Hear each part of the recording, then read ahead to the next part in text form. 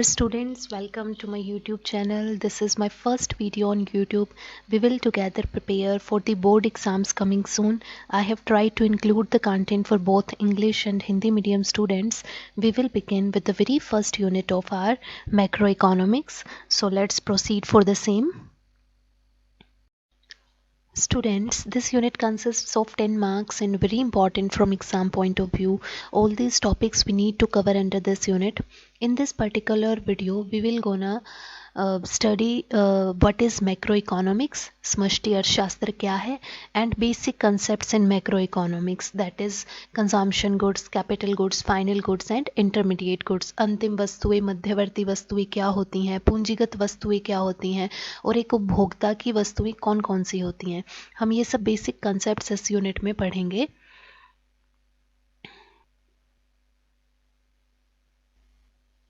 The next important thing you all need to know is the number of questions should be asked from this unit. 3 questions will be asked from this unit. One is of 1 marks, one is of 3 marks and one is of 6 marks.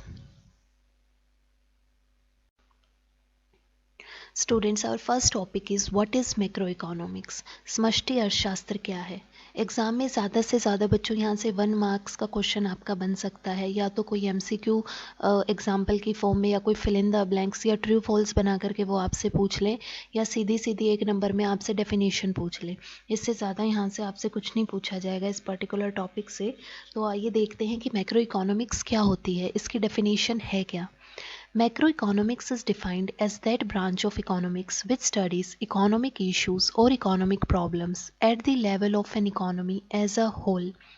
बच्चों, आपने last class जो आपकी 11th class थी उसमें micro economics में पढ़ा होगा कि हम जितने भी हमारी इकोनॉमी की प्रॉब्लम्स होती हैं या इश्यूज होते हैं उनको हम इंडिविजुअल लेवल पर स्टडी करते थे. जैसे किसी एक पर्टिकुलर गुड की प्राइसेस चेंज होने की वजह से आपकी पर्टिकुलर डिमांड पर क्या प्रभाव पड़ता है. ठीक है, जैसे कोई भी पेन या नोटबुक या रजिस्टर जो भी आप यूज़ कर रहे हैं, अगर उसका पर्टिकुलर प्राइस चेंज होता है तो उससे आपकी डिमांड पर क्या प्रभाव पड़ता है वो हम देखते थे माइक्रो में. लेकिन मैक्रो क्या करता है, जो हम पेन यूज़ कर रहे हैं या नोटबुक्स यूज़ कर रहे हैं उनके प्राइसेस चेंज होने की वजह से हमारी पूरी इकोनॉमी के अंदर जितने भी बच्चे है ना, या सभी लोग जो उसका यूज़ कर रहे हैं उनकी डिमांड पर क्या प्रभाव पड़ेगा. इसीलिए हम यहाँ पर इंडिविजुअल डिमांड नहीं, एग्रीगेट डिमांड स्टडी करते हैं. जितनी भी हमारी इकोनॉमी से जुड़ी प्रॉब्लम है, आर्थिक समस्याएं हैं, आर्थिक इश्यूज़ हैं, हमारे आर्थिक पर्सन वगैरह जो भी हमें स्टडी करना है वो हम पूरी इकोनॉमी को एक साथ लेकर के स्टडी करते हैं. जैसे इसके एग्जाम्पल्स आप देख सकते हैं. सबसे पहला लेवल ऑफ अनएम्प्लॉयमेंट. जब हम बेरोजगारी की बात कर रहे हैं तो हम किसी पर्टिकुलर इंडिविजुअल की बात नहीं कर रहे, हम अपनी पूरी कंट्री की बात कर रहे हैं कि हमारी पूरी कंट्री के अंदर कितने लोग बेरोजगार हैं. ठीक है, अनएम्प्लॉयमेंट का लेवल क्या है हमारी कंट्री में. इन्फ्लेशन की बात करें, महंगाई, मुद्रास्फीति की दर क्या है हमारे देश में. तो इस तरीके की जो टॉपिक्स रहेंगे, कंसेप्ट रहेंगे, वो आपके मैक्रो के अंदर आते हैं. अगर इन एग्जाम्पल से हटकर और कोई भी एग्जाम्पल आपसे पेपर में पूछा जाए तो आपको ध्यान रखना है कि ये इंडिविजुअल लेवल पर बात कर रहा है या economy as a whole level पर बात कर रहा है. जैसे नेशनल इनकम, अगर मैं अब आपसे किसी भी बच्चे से पूछूं कि आपकी पॉकेट मनी कितनी है, आपके फादर की इनकम कितनी है, तो वो हम बात कर रहे हैं माइक्रो की, क्योंकि हम एक इंडिविजुअल पर्सन से उसकी इनकम पूछ रहे हैं. लेकिन जब हम अपनी कंट्री की, हम अपने पूरे देश की राष्ट्रीय आय को फाइंड आउट करने चलेंगे तो वो कंसेप्ट आपका मैक्रो इकोनॉमिक्स के अंदर आता है. तो मैक्रो इकोनॉमिक्स की डेफिनेशन आप सभी को याद होनी चाहिए. मैक्सिमम वेटेज इस टॉपिक की आपकी 1 मार्क्स की रहेगी. स्टूडेंट्स, अब हम बात करेंगे क्लासिफिकेशन ऑफ गुड्स के बारे में कि हमारी इकोनॉमी के अंदर जो गुड्स होती हैं, वस्तुएं होती हैं जिनका हम प्रोडक्शन करते हैं, वो किस किस टाइप की होती है. ठीक है, उनको बनाने के पीछे हमारा एम क्या होता है, उद्देश्य क्या होता है.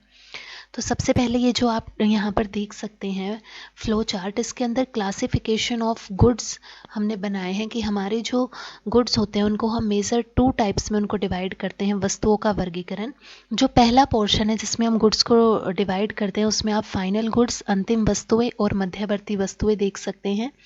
और जो सेकंड हमारा पोर्शन है उसके अंदर हम कंज्यूमर गुड्स और कैपिटल गुड्स पढ़ेंगे, उपभोक्ता वस्तुएं और पूंजीगत वस्तुएं. उपभोक्ता वस्तुएं कौन सी होंगी, जिन्हें कंज्यूमर खरीदता है, एक हाउस होल्ड, और कैपिटल गुड्स होंगे जो प्रोड्यूसर्स के द्वारा खरीदे जाएंगे, ठीक है, जिन्हें प्रोड्यूसर्स बाय करते हैं। और जो आपके फाइनल गुड्स हैं वो दो तरीके के होते हैं, final consumer goods and final producer goods, ठीक है। वो अंतिम वस्तुएं जिन्हें कंज्यूमर्स बाय करेंगे वो फाइनल कंज्यूमर गुड्स कहलाएंगे, और जिन्हें प्रोड्यूसर्स बाय करेंगे वो फाइनल प्रोड्यूसर्स गुड्स कहलाएंगे। तो अब हम एक एक करके इन गुड्स के बारे में पढ़ेंगे। तो सबसे पहला हम मूव ऑन करते हैं फाइनल गुड्स की तरफ। स्टूडेंट्स, फाइनल गुड्स कौन से होते हैं? These are those goods which have crossed the boundary line of production and ready to use by their end users. ठीक है, ये वो गुड्स हैं जिन्होंने बाउंड्री लाइन को क्रॉस कर लिया है प्रोडक्शन की, उत्पादन की, और अब ये पूरी तरीके से तैयार है इस्तेमाल करने के लिए अपने अंतिम उपयोग अपने प्रयोगकर्ताओं के द्वारा। ये वो वस्तुएं हैं जो उत्पादन की सीमा रेखा को पार कर चुकी हैं और अपने अंतिम प्रयोगकर्ताओं के द्वारा प्रयोग के लिए रेडी टू यूज़ है। इनको हमने दो पार्ट्स में डिवाइड किया है, final consumer goods and final producer goods, अंतिम उपभोक्ता वस्तुएं और अंतिम उत्पादन वस्तुएं।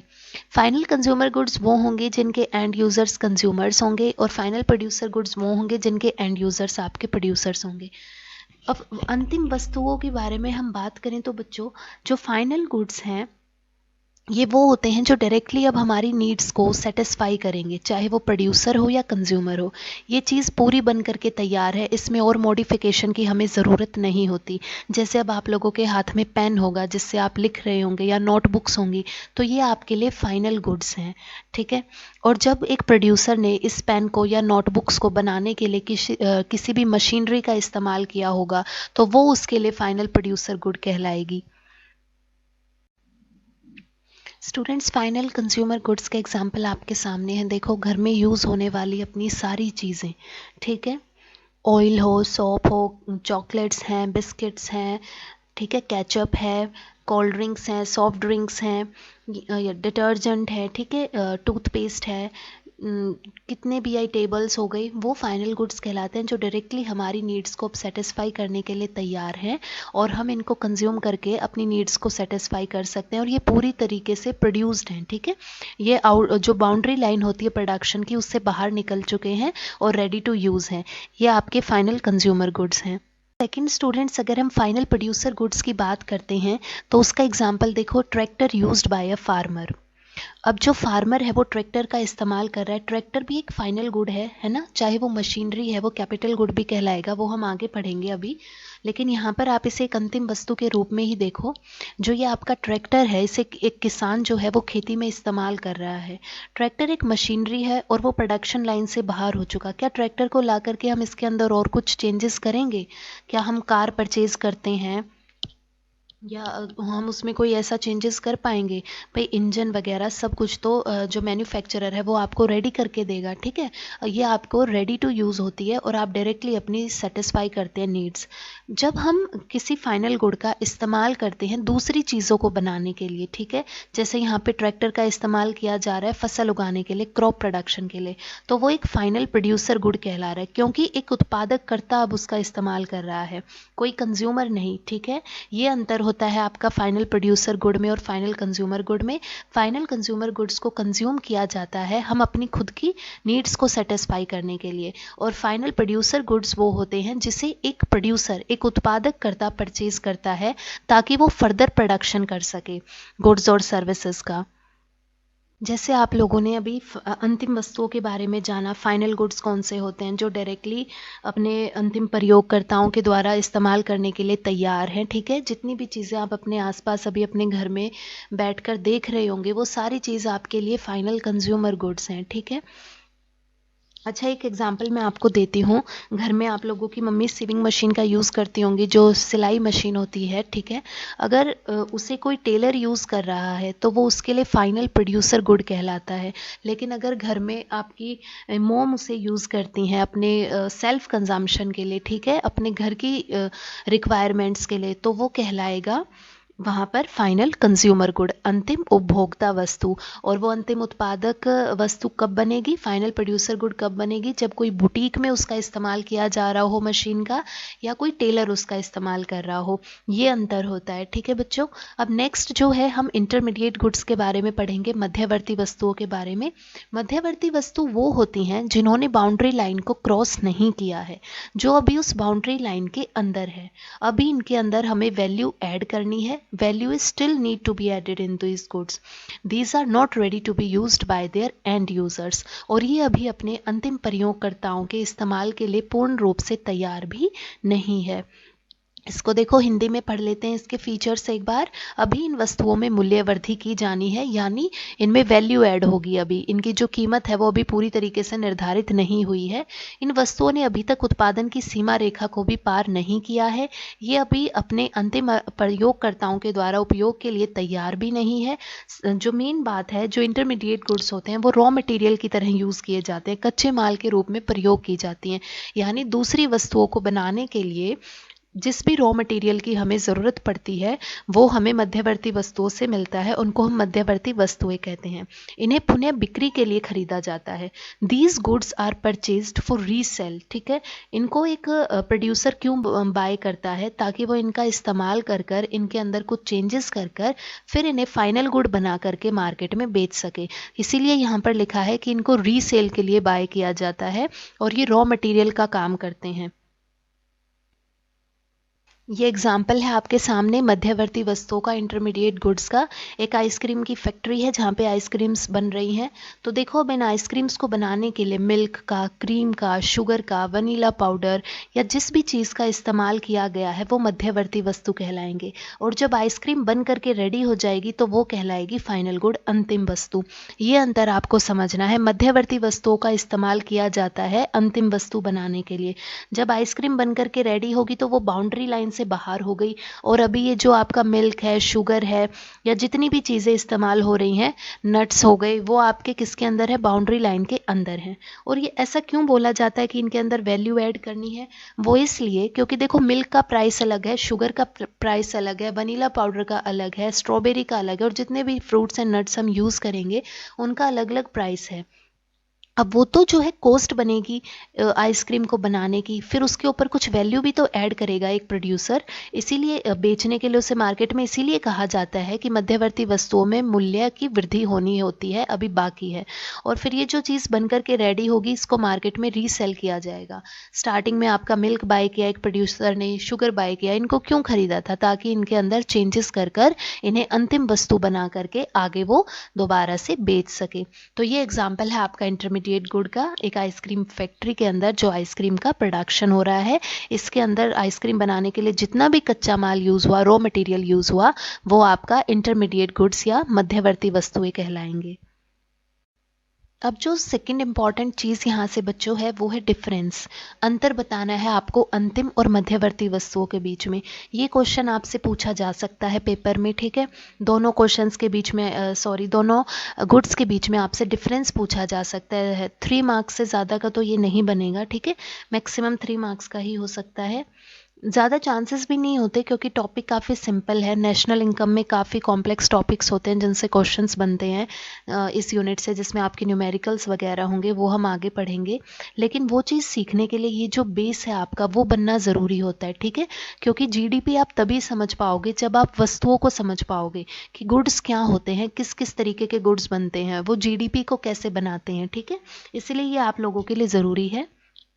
और डिफरेंस भी इंपॉर्टेंट है, डिफरेंस पूछा जा सकता है आपसे पेपर में। ठीक है। सबसे पहला इनके बीच में क्या है, उत्पादन की सीमा रेखा के अंदर रहते हैं।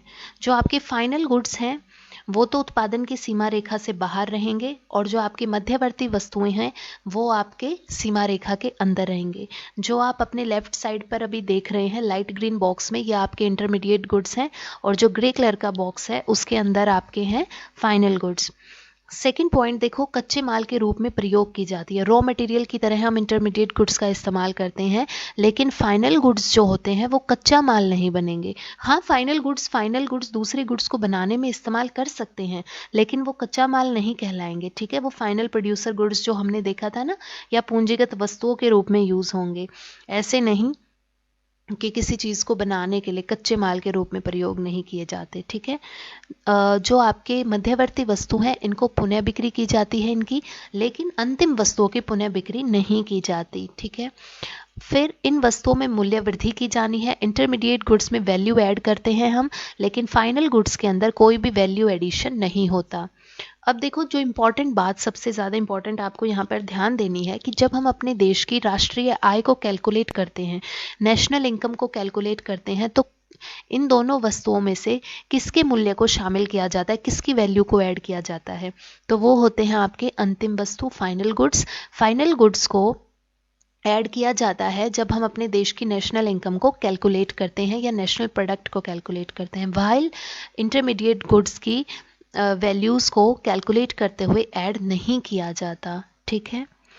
ये इंपॉर्टेंट था बच्चों आपके लिए, डिफरेंस आपको सारे पॉइंट्स आने चाहिए अच्छे से।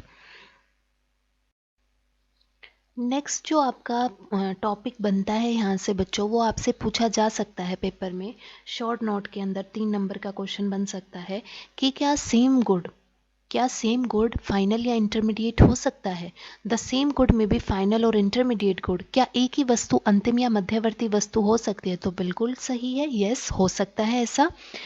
आपको जब भी अगर इस तरीके से बच्चों पेपर में क्वेश्चन पूछा जाए कि क्या आप इस बात से एग्री हैं या डिसएग्री हैं, तो हमेशा आपको यस और नो से आंसर स्टार्ट करना है, क्योंकि उसके अंदर आपका जो 1 मार्क होता है वो स्पेशली इसीलिए होता है कि आपसे जो पूछा गया है, हर क्वेश्चन के आंसर को लिखने का आपका एक फॉर्मेट होता है, और हर उसके अकॉर्डिंग आपके मार्क्स भी डिवाइड होते हैं। तो जो भी आपसे डू यू करके क्वेश्चन पूछा जाए, डू यू थिंक सो या do you agree with this, ठीक है, तो आपको उसमें येस और नो से स्टार्ट करना है। Yes, same good can be final और intermediate good depending on its use। वस्तु का इस्तेमाल बताता है, ठीक है, कि वो वस्तु फाइनल है या इंटरमीडिएट गुड है। एक वस्तु का अंतिम उपयोग बताता है कि वो मध्यवर्ती है या अंतिम वस्तु है। जैसे कि चीनी का एग्जाम्पल लें, अगर चीनी को किसी बेकरी में इस्तेमाल किया जा रहा है केक बनाने के लिए, तो वो मध्यवर्ती वस्तु कहलाएगी, इंटरमीडिएट गुड कहलाएगी। लेकिन अगर चीनी को इस्तेमाल कोई हाउस होल्ड कर रहा है, आप अपने घर में यूज़ कर रहे हैं चाय बनाने के लिए या दूध में डाल के पीने के लिए, तो वो आपके लिए एक फाइनल गुड कहलाएगी। तो आपको चीज़ का इस्तेमाल देखना है कि उस वस्तु का इस्तेमाल किस चीज़ के लिए हुआ है। अगर वो और चीज़ों को प्रोड्यूस करने के लिए एक प्रोड्यूसर के द्वारा यूज़ की जा रही है, तो वो मध्यवर्ती वस्तु बन जाती है। लेकिन अगर वो एक उपभोक्ता के द्वारा यूज़ की जा रही है अपने घर में, अपने पर्सनल कंजम्पशन के लिए, ठीक है, चाहे आप घर में केक बना लो अपने लिए, लेकिन वो चीज़ आपके लिए फाइनल गुड ही कहलाएगी। मध्यवर्ती वस्तु तभी बनती है, रॉ मटेरियल तभी बनता है जब किसी प्रोड्यूसर के द्वारा उसका इस्तेमाल किया गया है, ठीक है। ये अंतर आपको समझना है। ये एग्जाम्पल आपके सामने है, sugar used in milk is a final good, sugar used in baking a cake is a intermediate good. अगर ये केक आप बाहर से मार्केट से परचेज करके लाते हैं, ये केक आपके लिए है फाइनल गुड। और जब प्रोड्यूसर ने इस केक को बनाया होगा, तो इसमें जो चीनी का इस्तेमाल किया है या मैदे का इस्तेमाल किया है, ठीक है, तो वो उसके लिए क्या कहलाएगा, मध्यवर्ती वस्तु, इंटरमीडिएट गुड। और अगर आप अपने घर में दूध में चीनी मिला करके पी रहे हैं, तो वो आपके लिए है एक फाइनल गुड।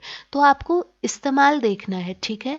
एक इस्तेमाल एक चीज़ का एंड यूज़ ही बताता है, उसका एंड यूज़र आपको बताएगा कि वो गुड एक फाइनल गुड है या इंटरमीडिएट गुड है। तो इसमें आपको कभी भी कंफ्यूज नहीं होना है। नेक्स्ट देखो बच्चों, हम कंज्यूमर गुड्स के बारे में पढ़ेंगे कि जो उपभोक्ता की वस्तुएं होती हैं वो कितने प्रकार की होती हैं, कौन कौन से टाइप्स की होती हैं। फर्स्ट है आप में उसमें durable goods, second semi durable goods, third non durable goods and fourth is non material goods और सर्विसेज। ड्यूरेबल गुड्स होते हैं टिकाऊ वस्तुएं।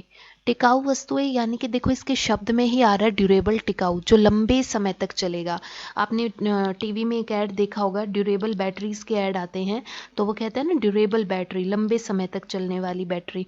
तो जो टिकाऊ वस्तु होती हैं वो आपकी लॉन्ग टर्म यूज़ के लिए होती हैं, लंबे समय तक बेनिफिट्स देती हैं, एक बार परचेज करो और लंबे समय तक बेनिफिट्स उठाओ। सेमी ड्यूरेबल गुड्स होते हैं जो 1 साल या 1 साल से थोड़ा ज़्यादा के लिए आप यूज़ कर सकते हैं। नॉन ड्यूरेबल जो गुड्स होते हैं इनके अंदर जनरली जनरली पेरिशेबल नेचर के गुड्स आते हैं जो जल्दी खराब हो जाते हैं या सड़ जाते हैं। इन्हें हम गैर टिकाऊ वस्तुएं कहते हैं। सिंगल एक्ट कंजम्पशन की एकल प्रयोग वस्तुएं होती हैं जिन्हें आप एक बार में यूज़ करके ख़त्म कर सकते हैं, जैसे घर में फ्रूट्स वेजीज वगैरह हो गए। और फोर्थ आपका होता है सर्विसेज, सेवाएं, जैसे एक टीचर की सेवा, टीचर टीचिंग करके सेवा देता है, डॉक्टर ट्रीट करके पेशेंट्स को अपनी सेवा देता है। जितने भी प्रोफेशंस हैं हमारे जो अपनी सर्विसेज देते हैं, सेवाएं देते हैं, उनको नॉन मटेरियल इसीलिए कहा गया है। ये अभौतिक वस्तुएं होती हैं जिन्हें हम छू नहीं सकते, ठीक है, हम बस उन सेवाओं के बेनिफिट्स उठा सकते हैं। अब सबसे पहला आपका जो कंज्यूमर गुड है वो है ड्यूरेबल गुड्स। देखो, these can be used for years. आप इनमें एक बार पैसा स्पेंड करो और कई सालों तक इनके बेनिफिट्स ले सकते हैं। इनका उपयोग कई वर्षों तक किया जा सकता है। इनका सापेक्ष मूल्य भी अधिक होता है। ये चीज़ें जनरली जो आपके ड्यूरेबल गुड्स होते हैं ये महंगे होते हैं comparison to other consumption goods. तो देखो, इसके अंदर आप एग्जाम्पल में देख सकते हैं, वॉशिंग मशीन हो गई, रेफ्रिजरेटर्स हो गए, माइक्रोवेव हो गया, मिक्सर ग्राइंडर हो गया। ये जितनी भी मशीनरी आपके सामने हैं अभी, ये सब आपके ड्यूरेबल गुड्स हैं, क्योंकि एक बार हमने परचेज किया और कई सालों तक हम इन चीज़ों के बेनिफिट्स उठा रहे हैं। लेकिन आपके सेमी ड्यूरेबल गुड्स होते हैं अटिकाऊ वस्तुएं। These can be used for a year और स्लाइटली मोर। इनका ज़्यादा से ज़्यादा हम 1 वर्ष या उससे कुछ अधिक समय के लिए यूज़ कर सकते हैं। इसके अंदर जैसे आपके शूज़ आ गए, क्लोथ्स आ गए, ठीक है, घर के अंदर जो हम क्रॉकरी यूज़ करते हैं, ठीक है, इलेक्ट्रिकल टॉयज़ हो गए या और भी इलेक्ट्रॉनिक आइटम्स हो गए जो कम समय के लिए चल पाते हैं, ठीक है, जैसे बैटरी वगैरह हो गई, या और बच्चों के आजकल बहुत सारे खिलौने आते हैं, ठीक है, जो लंबे टाइम तक नहीं चल पाते, 1-2 साल तक चलते हैं फिर ख़राब हो जाते हैं या टूट जाते हैं, ठीक है, तो वो आपके सेमी ड्यूरेबल गुड्स होते हैं। कुछ फर्नीचर भी होता है जो इसके अंदर इंक्लूड होता है, ठीक है। तो आपको अगर आपसे एग्जाम्पल दे करके पूछा जाए कि बताओ इनमें से कौन सा गुड सेमी ड्यूरेबल है, या आपसे सेमी ड्यूरेबल के एग्जाम्पल पूछ सकते हैं, पेपर में ऐसे क्वेश्चन आए हैं, तो आपको इनका ध्यान रखना है। एग्जाम्पल्स आपको इन चारों के ही 2-2, 3-3 मिनिमम याद करने। फिर आपका आता है नॉन ड्यूरेबल गुड्स, गैर टिकाऊ वस्तुएं। इनको कहते हैं सिंगल एक्ट कंजम्पशन गुड्स, एकल उपयोग वस्तुएं, जिन्हें सिर्फ एक बार में यूज़ कर सकते हैं, रिपीट नहीं कर सकते, ठीक है। जैसे आप इसके अंदर देख सकते हैं, जितने भी हमारे किचन में यूज़ होने वाले आइटम्स हैं उनको दिखाया गया है। जितने भी खाने पीने की चीज़ें होती हैं, एक बार खाओ पियो और फिर वो फिनिश हो जाती हैं। जैसे फ्रूट्स हो गए, वेजिटेबल्स हो गई, दूध हो गया, आटा हो गया, ठीक है, राइस हो गए, दाल वगैरह, जितनी भी चीज़ें हैं हम अपनी किचन में यूज़ होती हैं, वो सब कहलाते हैं नॉन ड्यूरेबल गुड्स। और ये गुड्स जल्दी ख़राब भी हो जाते हैं, ठीक है, इनको हम ज़्यादा दिन तक स्टोर नहीं कर सकते। जैसे आपके फ्रूट्स और वेजीज होते हैं, वो जल्दी सड़ जाते हैं, ख़राब हो जाते हैं। तो ये भी एक फीचर होता है। आपसे पूछ सकते हैं कि बताओ इनमें से कौन सा गुड्स है जो पेरिशेबल नेचर का होता है या जो जल्दी खराब हो जाए, सड़ जाए, तो वो नॉन ड्यूरेबल गुड्स होते हैं। लास्ट आपका इसके अंदर सेवाएं हैं, services, non material goods that satisfies human needs directly. Non material goods वो होते हैं जो सीधा सीधा एक मानव की आवश्यकताओं की पूर्ति करते हैं, पूर्ण करते हैं। इसमें गैर भौतिक वस्तुएं होती हैं, जैसे कि डॉक्टर्स की सर्विस हो गई, टीचर्स की हो गई, इंजीनियर्स की हो गई, ठीक है, सभी प्रोफेशनल्स इसके अंदर इंक्लूड किए जाते हैं। तो ये हमारे 4 टाइप्स थे वेरियस कंज्यूमर गुड्स के। Now students we will move to the capital goods, पूंजीगत वस्तुएं। अब कैपिटल गुड्स कौन से होते हैं? हमने फाइनल गुड्स के बारे में भी पढ़ लिया, हमने तो इंटरमीडिएट गुड्स के बारे में भी पढ़ लिया, जिसे एक प्रोड्यूसर यूज़ करता है बाकी वस्तुओं को बनाने के लिए। फिर अब ये कैपिटल गुड्स क्या आ गए, इनका क्या यूज़ है, ठीक है, ये कौन से होते हैं और ये कैसे डिफरेंट होते हैं, ये चीज़ आप लोगों को यहाँ से समझनी है। देखो, ये फिक्स्ड एसेट्स होते हैं प्रोड्यूसर के। जो इंटरमीडिएट गुड्स होते हैं उनको तो एक बार यूज़ किया और वो ख़त्म हो गई। लेकिन जब एक प्रोड्यूसर कैपिटल गुड्स को खरीदता है तो कैपिटल गुड्स उसके फिक्स्ड एसेट्स बनते हैं, ठीक है, और लंबे समय तक अपने बेनिफिट्स देते हैं प्रोड्यूसर्स को। इसके अंदर आपका प्लांट एंड मशीनरी आता है। एक बार अगर आपने अपना प्लांट एंड मशीनरी का सेटअप कर लिया तो आप सालों साल तक जो है उससे प्रोडक्शन करते रहेंगे इजीली। इसीलिए इनकी जो वैल्यू होती है वो हाई होती है और इनको लंबे समय तक हम यूज़ कर सकते हैं for a long time in the production. और साथ साथ ये गुड्स टाइम के साथ डेप्रिशिएट भी होते हैं। मशीनरी पे डेप्रिशिएट करते हैं ना हम, समय के साथ मशीन की वैल्यू घटती जाती है, कीमत घटती जाती है। डेप्रिसिएशन का कंसेप्ट हम नेक्स्ट वीडियो के अंदर पढ़ेंगे। अभी आप यहाँ पर कैपिटल गुड्स के बारे में ही ध्यान दें। ये उत्पादकों की स्थिर परिसंपत्तियाँ होती हैं, फिक्स्ड एसेट्स होते हैं। इन वस्तुओं का उत्पादन की प्रक्रिया में कई वर्षों तक यूज़ किया जा सकता है। इनका मूल्य उच्च होता है, हाई वैल्यू होती है।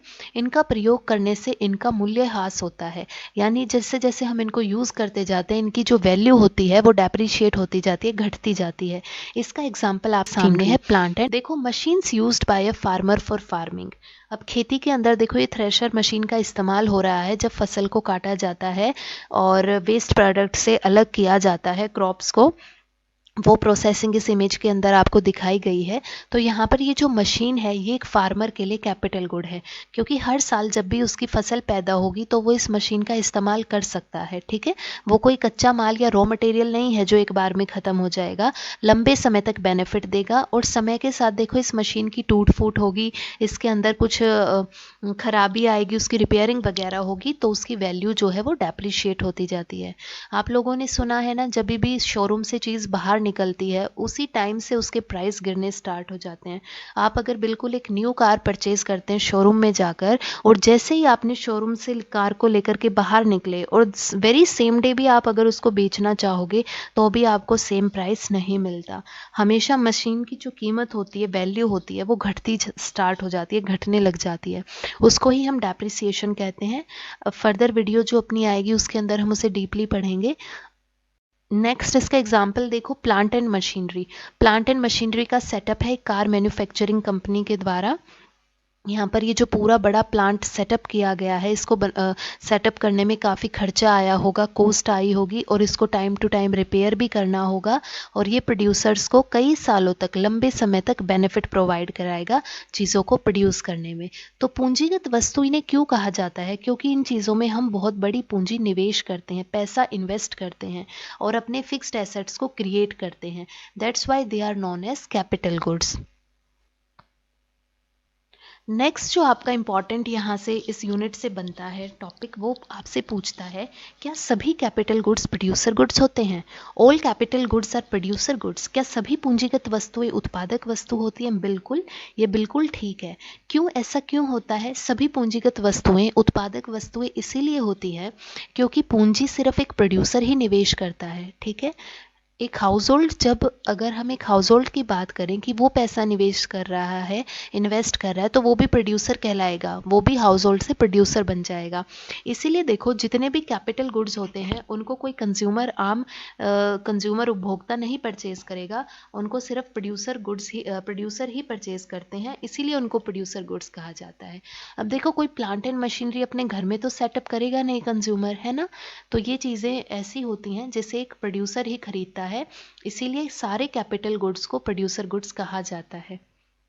Yes, all capital goods are producer goods because these are purchased by producers for producing other goods. इनको खरीदा गया है दूसरी वस्तुओं को बनाने के लिए। साथ साथ ये ड्यूरेबल नेचर के होते हैं जो लंबे समय तक चलते हैं और एक प्रोड्यूसर के फिक्स्ड एसेट्स को भी इंक्रीज करते हैं। They are different from intermediate goods. ये इंटरमीडिएट गुड्स से भी डिफरेंट होते हैं क्योंकि इंटरमीडिएट गुड्स को हम यूज़ कर सकते हैं सिंगल टाइम के लिए, लेकिन जो कैपिटल गुड्स हैं उनको लॉन्ग टाइम के लिए प्रोडक्शन में यूज़ किया जाता है। तो हाँ, ये वस्तुएं जिनका उपयोग दूसरी वस्तुओं के उत्पादन में किया जाता है, ये वो वस्तुएं हैं, और सभी पूंजीगत वस्तुओं को उत्पादक वस्तु कहा जाता है। ठीक है, ये चीज़ आपको ध्यान रखनी है। आपसे 3 नंबर के ही क्वेश्चन में क्वेश्चन बन सकता है शॉर्ट नोट के फॉर्म में, कि क्या ऐसे ही क्वेश्चन पूछेंगे कि क्या सभी कैपिटल गुड्स प्रोड्यूसर गुड्स होते हैं, तो आपको हाँ या ना में जवाब देते हुए फिर इसका आंसर करना है। नेक्स्ट आपका बनता है क्या सभी प्रोड्यूसर गुड्स भी कैपिटल गुड्स होते हैं? तो बिल्कुल भी नहीं बच्चों, है ना? क्यों? क्योंकि इस प्रोड्यूसर गुड्स के अंदर तो इंटरमीडिएट गुड्स भी आते हैं और वो तो रॉ मटेरियल होते हैं, तो पूंजीगत वस्तु नहीं बन सकते वो। तो no, all producer goods are not capital goods because producer goods also include the intermediate goods. यहाँ से आपका 1 नंबर का ट्रू फॉल्स भी बनाकर वो पूछ सकते हैं कि क्या सभी प्रोड्यूसर गुड्स कैपिटल गुड्स होते हैं? तो बच्चे सोचेंगे हाँ, प्रोड्यूसर तो कैपिटल गुड्स से रिलेट करता है, यस कर देंगे, बट ऐसा नहीं होता। ये चीज़ आपको ध्यान में रखनी है। प्रोड्यूसर गुड्स तो आपके इंटरमीडिएट भी होते हैं और कैपिटल भी होते हैं। इंटरमीडिएट गुड्स तो सिंगल टाइम यूज़ है और capital goods long time use है। तो ये चीज़ आपको ध्यान रखनी है, यहाँ से इनके बीच में डिफरेंस क्रिएट होता है। तो इसका आंसर आपका नो हो जाएगा। सभी उत्पादक वस्तुएं पूंजीगत वस्तुएं नहीं होती, क्योंकि उत्पादक वस्तुओं में मध्यवर्ती वस्तु भी शामिल होती है। अब लास्ट जो हमारा टॉपिक है आज के लिए बच्चों इस वीडियो के लिए, वो है difference between capital goods and consumption goods. जो पूंजीगत वस्तुएं होती हैं और एक उपभोक्ता की वस्तुएं होती हैं, उनमें क्या अंतर है। देखो सीधी सी बात है, मैं आपको एक कार का एग्जांपल देती हूँ। अगर कोई कार एक टैक्सी ड्राइवर खरीदता है तो वो कार उसके लिए एक प्रोड्यूसर गुड है, एक कैपिटल गुड है। उसने उस कार में पैसा निवेश किया, अब वो उसको टैक्सी के काम में लगा देगा और जितनी भी उससे रेंट या किराया जो वो कमाएगा वो उसकी इनकम होगी, ठीक है। लेकिन अगर कार कोई हाउस होल्ड परचेज करता है अपनी फैमिली के लिए, अपने बच्चों के लिए, ठीक है, वो एक कंजम्पशन गुड कहलाएगा। तो एक चीज़ को किस पर्पज से खरीदा गया है वो डिफाइन करती है कि वो वस्तु किस तरीके की है। जब हम किसी चीज़ को खरीद के उसको मतलब किसी चीज़ को खरीदे इसलिए हैं उसमें निवेश करने के लिए, इन्वेस्ट करने के लिए, ताकि उसका इस्तेमाल कर कर हम फर्दर प्रोडक्शन कर सकें, तो वो सब कैपिटल गुड्स हो जाएंगे। लेकिन जब हम डायरेक्टली अपनी नीड्स को सेटिस्फाई करने के लिए, अपने पर्सनल यूज़ के लिए कुछ खरीदते हैं, तो वो कंजम्पशन गुड्स कहलाते हैं। ये डिफरेंस आपको आना चाहिए। देखो सबसे पहला, directly satisfy human needs. Consumption goods तो डायरेक्टली सेटिस्फाई कर देते हैं, लेकिन आपके जो कैपिटल गुड्स होते हैं वो डायरेक्टली सेटिस्फाई नहीं करते, क्योंकि ये उन गुड्स को बनाने में हेल्प करते हैं जो कंज्यूमर्स के लिए होते हैं, तो ये डायरेक्टली नहीं सेटिस्फाई करते। सेकंड जो है, कंजम्पशन गुड्स को हाउस होल्ड्स के द्वारा घरेलू लोग परचेज करते हैं, वहीं जो आपकी पूंजीगत वस्तुएं हैं इनको हाउस होल्ड्स नहीं परचेज करते, इनको प्रोड्यूसर्स करते हैं, उत्पादक करता। थर्ड पॉइंट है, जितना भी हम एक्सपेंडिचर करते हैं, व्यय करते हैं कंजम्पशन गुड्स के ऊपर, वो कंजम्पशन एक्सपेंडिचर कहलाता है, ठीक है, उपभोक्ता का व्यय। वहीं अगर हम कैपिटल गुड्स पे कुछ खर्चा करते हैं तो वो निवेश कहलाता है, इन्वेस्टमेंट कहलाता है। Expenditure incurred on capital goods is known as investment. अब देखो जब कंजम्पशन गुड्स की हमारी इकोनॉमी में सप्लाई बढ़ जाएगी, ज़्यादा प्रोडक्शन होगा, तो उससे कस्टमर्स को फ़ायदा होता है, कंज्यूमर्स को फ़ायदा होता है, हमारा वेलफेयर बढ़ता है, लोगों का कल्याण में वृद्धि होती है, लोगों के कल्याण में। जैसे हम मार्केट में एक चीज़ परचेज करने जाएं, उसके हमें हज़ारों ऑप्शन मिल जाएं, तो इससे बेनिफिट किसे मिल रहा है, हमें मिल रहा है ना। पैसा हमें स्पेंड करना है, हम देखेंगे हमारे लिए कौन सी चीज़ ज़्यादा अच्छी है, उस पर हम पैसा लगाएंगे। तो increase in their production leads to increase in the welfare of the consumer. While अगर हम कैपिटल गुड्स की बात करें तो कैपिटल गुड्स को परचेज करने का मतलब है हम अपने देश की या अपनी फैक्ट्री की या अपनी इकोनॉमी की प्रोडक्शन कैपेसिटी को बढ़ा रहे हैं, एक्सपेंड कर रहे हैं, इंक्रीज कर रहे हैं, तो उससे डेफिनेटली हमारे कंट्री का जो जीडीपी होगा वो इंक्रीज होगा। तो ये लास्ट आज की वीडियो के लिए हमारा बच्चों टॉपिक था capital goods and consumption goods. Thank you students. जो नेक्स्ट वीडियो आएगी उसमें हम इन्हीं टॉपिक से रिलेटेड कुछ एमसीक्यूज़ की प्रैक्टिस करेंगे, और जो हमारे पार्ट सेकंड आएगा इस वीडियो के बाद उसमें हम टॉपिक्स को कंटिन्यू करेंगे, जिसके अंदर स्टॉक एंड फ्लो, स्टॉक और प्रवाह के बीच में difference, circular flow of income two sector model के अंदर, और जो हमारे डेप्रिसिएशन से रिलेटेड टॉपिक्स हैं वो इंक्लूड करेंगे। Thank you so much everyone. Revision ज़रूर करना, वीडियो को पूरा देखना, ठीक है बच्चों, और कमेंट करना। जल्दी से मैं आप लोगों के लिए नेक्स्ट वीडियो लेकर के आऊँगी।